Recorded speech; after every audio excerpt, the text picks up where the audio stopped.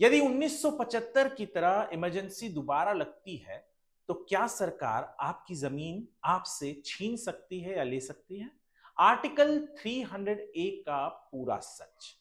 क्या कभी आपने सोचा है कि अगर देश में फिर से इमरजेंसी लग जाए तो क्या सरकार आपकी जमीन, आपका घर बिना आपके मर्जी के ले सकती है?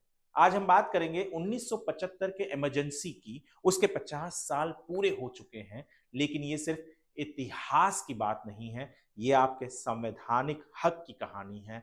आपका राइट टू प्रॉपर्टी, आर्टिकल 300 ए और इमरजेंसी में उसकी क्या हैसियत होती है, सब कुछ बताएंगे केस स्टडी के साथ। चलिए शुरू करते हैं।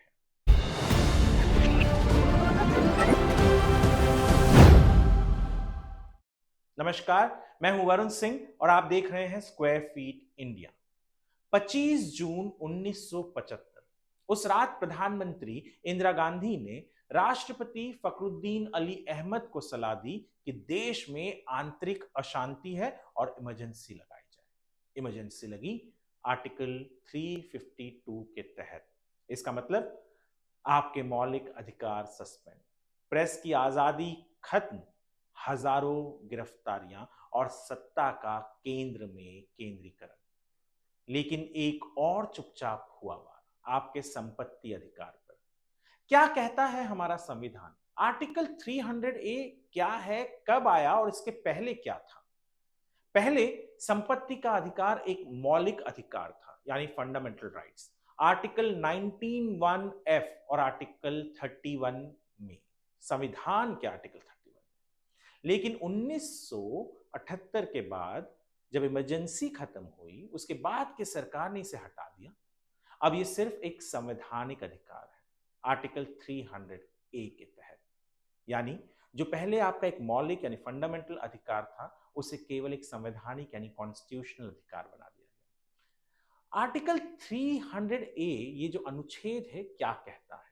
आर्टिकल 300 ए कहता है कि किसी व्यक्ति को उसकी संपत्ति से कानून द्वारा अधिकृत हुए बिना वंचित नहीं किया जा सकता।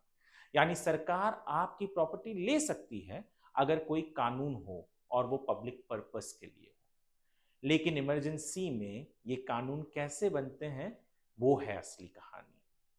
आर्टिकल 352 जो इमरजेंसी का सेक्शन है, आर्टिकल है संविधान का, उसके तहत जब इमरजेंसी लगती है, केंद्र सरकार को राज्य के सारे विषयों पर कानून बनाने की शक्ति मिल जाती है। आर्टिकल 19 यानी फंडामेंटल राइट्स यानी मौलिक स्वतंत्रता स्वतः निलंबित हो जाती है। तो भले ही आर्टिकल 300 ए सस्पेंड नहीं होता, लेकिन सरकार ऐसे कानून बना सकती है जो आपकी प्रॉपर्टी आपसे ले ले और आप कुछ नहीं कर सकते। 1975 की इमरजेंसी लगने के कुछ ही हफ्ते बाद महाराष्ट्र सरकार ने पास किया था एक एक्ट। वो था Maharashtra private forest acquisition act 1975। इस कानून से हजारों हेक्टेयर प्राइवेट फॉरेस्ट यानी निजी जंगल सरकार की मिल्कियत बन गए। सरकार ने कहा 20 गुना भूमि राजस्व के हिसाब से मुआवजा मिलेगा। लेकिन सच्चाई, हजारों जमीनों पर कभी मुआवजा नहीं दिया गया। कुछ को फॉरेस्ट माना ही नहीं गया, लेकिन फिर भी अधिग्रहित हो गई। आज तक कई जमीनें कोर्ट में विवाद में हैं। अगर मुझे उदाहरण ही देना हो आपको, तो Pandit Rao versus state of Maharashtra 2023 court ने, ये कोर्ट में चला केस, कोर्ट ने कहा अधिग्रहण तो वैध है, लेकिन क्लियर टाइटल और मुआवजा जरूरी है। ऐसे बहुत सारे केसेस हैं, अगर मैं इमरजेंसी की ना बात करूं और उसके अलावा भी, जहां पर प्रॉपर्टी पर अधिग्रहण किया गया है। आइए कुछ महत्वपूर्ण केस देखते हैं जहां आर्टिकल 300 ए को चुनौती दी गई। HPCL versus DDS Shahpur, Chennai 2005। यहां कहा गया कि प्रॉपर्टी लेने से पहले पब्लिक पर्पस और मुआवजा जरूरी है। पदम्मा वर्सेस रामकृष्ण रेड्डी 2008 का केस है, जहां पर 300 ए के बारे में कहा गया कि 300 ए भले मौलिक अधिकार ना हो, यानी फंडामेंटल राइट ना हो, ये संवैधानिक गारंटी जरूर है।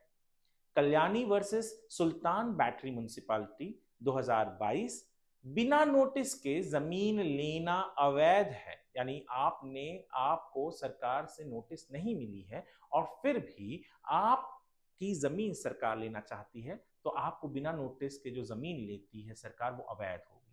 State of HP versus Jodha Singh 2024 का केस है। इमरजेंसी नहीं थी, फिर भी हाईवे के नाम पर बिना प्रक्रिया जमीन ली गई, कोर्ट ने रोक लगा दी। अब हम जानना चाहेंगे, यानी एक बहुत आम स्थिति होती है कि जब नॉर्मल स्थिति होती है उसमें 301 की क्या हालत होती है, तो हमने आपको अभी कुछ केस स्टडीज में बताया ही। पर जब इमरजेंसी लगती है तो आर्टिकल 301 की स्थिति क्या होती है, हम दोनों आपको स्थिति बताते हैं। सामान्य स्थिति में 300 ए यानी 300 ए जो आर्टिकल है कॉन्स्टिट्यूशन का, आपको आर्बिट्ररी अधिग्रहण से बचाता है। यानी कोई भी आके कह दे सरकार की नहीं हमें जमीन चाहिए, तो उस आर्बिट्री अधिग्रहण से बचाता है। पर इमरजेंसी के समय में स्पेशल कानून बनाकर अधिग्रहण आसान हो जाता है। जैसे हमने आपको पहले ही कहा कि इमरजेंसी लगते ही केंद्र सरकार के पास, यानी जो केंद्र में सरकार बैठी होती है, जैसे इंदिरा गांधी की सरकार बैठी थी, तो वो कोई भी 1975 में कोई भी कानून बना सकते थे और ऐसा कानून बनाना बहुत आसान हो जाता है। सामान्य स्थिति में 300 ए आपको मुआवजा जरूरी करवाता है और कोर्ट में चुनौती का संभव भी देता है। पर इमरजेंसी के समय मुआवजा टाला यानी बाद में या रोका जा सकता है। कोर्ट की पहुंच सीमित होती है या डर का माहौल, ये तो हर कोई जानता है कि इमरजेंसी के वक्त किस तरीके से आम जनता तो दूर की बात है, बड़े बड़े राजनेताओं की आवाज बंद कर दी गई थी, जेल के पीछे उन्हें ढकेल दिया गया था, किस तरीके की प्रताड़ना हुई थी, क्या क्या हुआ था, ये हर किसी को पढ़ने की भी जरूरत है और जानने की भी जरूरत है। इमरजेंसी जो थी उसने हमें यह सिखाया कि लोकतंत्र को अगर बचाना है तो हमें अपने संवैधानिक अधिकारों की समझ और सतर्कता दोनों जरूरी है।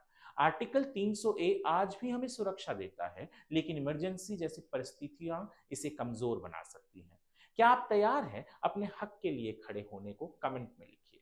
वीडियो पसंद आया हो तो लाइक, शेयर और सब्सक्राइब जरूर करें। मिलते हैं अगले एपिसोड में, तब तक के लिए स्क्वायर फीट इंडिया देखते रहिए और इस वीडियो को देखने के लिए आपका धन्यवाद।